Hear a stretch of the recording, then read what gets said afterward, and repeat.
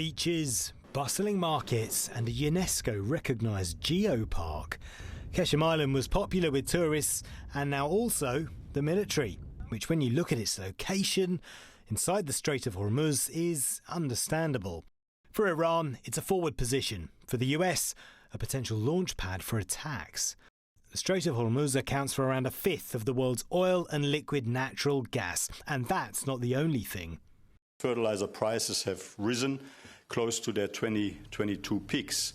Wheat prices could rise by 13%. It is a very real food security risk, and it will fall hardest on the most vulnerable economies and the most vulnerable households within them. So anything that threatens the strait threatens the world economy. And that's why Qeshm is so important.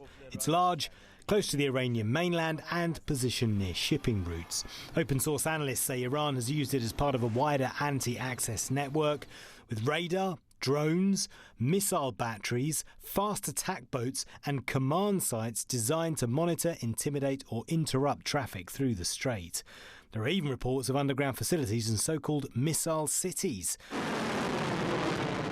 Those claims are harder to verify independently, but Iran has repeatedly publicised underground missile infrastructure along its Gulf coast, while analysts have identified missile and drone-related activity on and around Qeshm. The latest US strikes appear to fit that logic.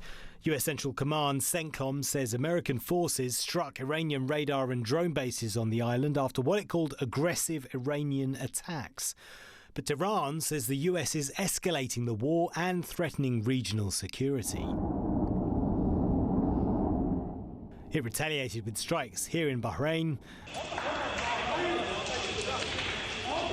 and also Kuwait. The armed forces also detected and engaged 17 hostile drones. This heinous Iranian aggression targeted civilian and vital facilities, including Kuwait International Airport, resulting in the death of an Indian resident and several injuries and significant material damage.